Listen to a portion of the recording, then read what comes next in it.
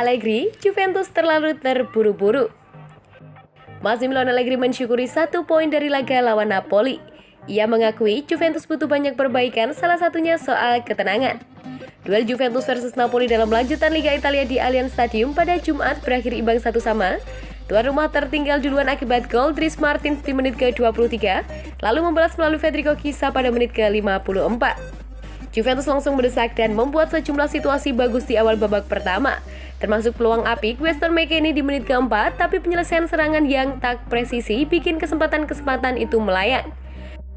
Skuad besutan Massimiliano Allegri itu total melesakkan 22 tembakan dengan 5 on target.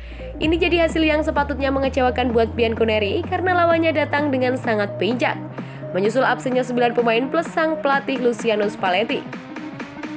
Kami sebenarnya punya peluang untuk memimpin dulu, tapi agak kurang akurat dan terburu-buru ini sepertiga akhir.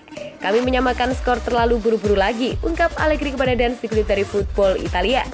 Kami harus melihat ini secara positif. Karena 1 poin diraih, saya ingin melihat tim lebih tenang dan fokus di sepertiga akhir. Tapi sebagian dari itu juga berikatan dengan karakter pemain. Napoli punya sejumlah pengumpan yang luar biasa. Kami punya sejumlah area yang perlu diperbaiki, tapi secara keseluruhan itu tadi adalah performa yang bagus. Setengah gol Panyama, kami terlalu cepat bermain dengan umpan panjang dan seharusnya lebih sabar. Kami semestinya bisa mencetak gol lebih banyak, tapi mendapatkan 1 dari Chiesa, tampil lebih baik dalam situasi bola mati, dan punya kans dari Weston McKennie, jadi ya sudah mulai mengarah ke penampilan baik.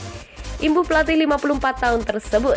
Juventus tertahan di posisi kelima klasmen Liga Italia dengan 35 poin dari 20 pekan, sedangkan Napoli di urutan ketiga dengan 40 poin.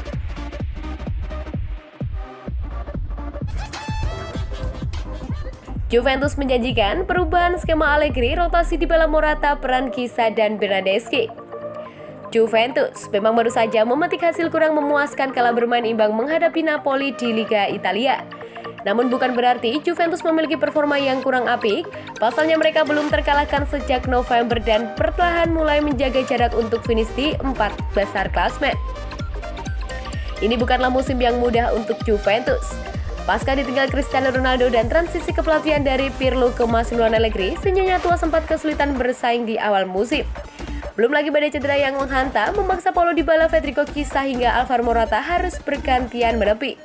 Menariknya, kunci kesuksesan Juventus tidak lepas dari skema pragmatis Massimiliano Allegri. Pasca kekalahan memilukan atas Atalanta 28 November 2021, Allegri melakukan beberapa perubahan, salah satunya adalah pemilihan skema yang berubah jelang paruh musim Liga Italia. Sebelumnya, Juventus bermain dengan skema 3-5-2 yang berubah menjadi 5-2-3. Ketika bertahan, ini terbukti tidak efektif, karena transisi Juan Cuadrado dan Alexandro kerap terlambat membantu pertahanan. Perubahan kemudian dilakukan dengan 4-4-2, menduetkan Alvaro Morata dan Paulo Dybala dengan harapan keduanya bisa berbagi bola dan lini tengah yang solid. Kenyataannya, AC Milan mengeksploitasi celah dengan mudah. Pasalnya Juventus dengan akan bermain di kedua sayap dan sangat mudah dipatahkan dengan skema 4-2-3-1 AC Milan. Cuadrado dan Alexandro tidak bisa mengalirkan bola.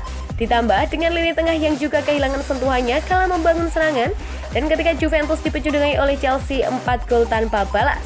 Skema 4-4-2 ditinggalkan karena The Blues secara dominan mengalahkan Juventus di lini tengah. Juventus sempat beralih dengan 4-2-3-1. Skema yang cukup sukses kala menekuk Genoa dengan skor 2-0 saat itu, tapi itu juga tidak efektif karena Paulo Dybala yang berperan sebagai nomor 10 lebih mirip sebagai penyerang di belakang nomor 9 dalam skema 4-4-1-1. Dan Juventus baru menemukan skema terbaiknya di laga melawan Bologna. Allegri memilih 4-3-3 dengan 3 gelandang sejajar dan 1 gelandang berposisi sebagai pivot. Hasilnya Juventus lebih atraktif karena mereka banyak memenangkan duel dalam perebutan bola, di samping itu lini depan juga jauh lebih hidup. Bukan tanpa alasan perubahan formasi terus dilakukan Allegri. Lini tengah Juventus punya banyak opsi mulai dari Rodrigo Bentancur, Manuel Locatelli, Andrea Rabiot, Weston McKennie hingga Arthur Melo. Berbanding terbalik dengan di lini tengah, opsi di lini belakang Juventus amatlah minim. Mereka hanya punya Daniel Rugani sebagai deputi dari 2 bek sentral selain Matthijs de Ligt. Selain itu, menjembatani permainan Alvaro Morata dan Paulo Dybala tidaklah mudah. Keduanya terbukti kesulitan dalam membagi bola atau ketika berada dalam pertahanan lawan. Beruntung, ada Federico Bernardeschi dan juga Federico Chiesa yang berperan sebagai distributor bola dari kedua sayap. Perbedaan kedalaman skuad inilah yang menjadi faktor utama mengapa Juventus harus melakukan rotasi dan perubahan skema. Perlahan tapi pasti, Massimiliano Allegri berhasil membawa Juventus kembali ke jalur yang tepat. Dengan harapan Inter Milan dan AC Milan terpleset, bukan tidak mungkin Juventus bisa mencuri peluang dan mengambil Scudetto.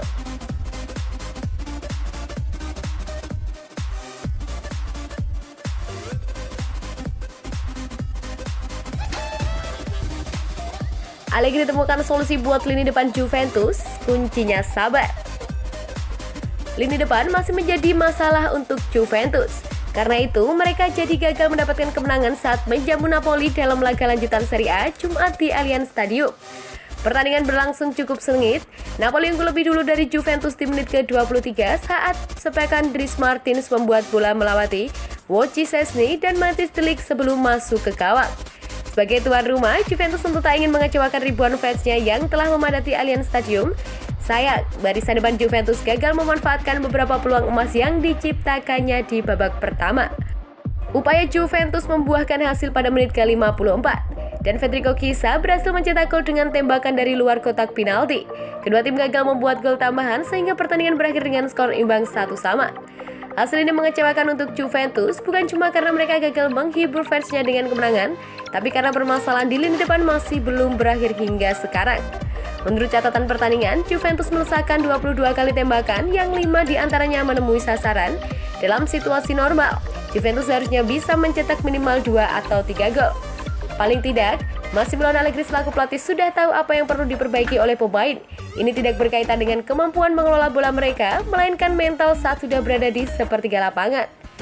Para pemain tampil agresif, konsentrasi, kami hanya perlu membenahi aspek di mana kami menguasai pertandingan dan bisa bersabar, ujarnya.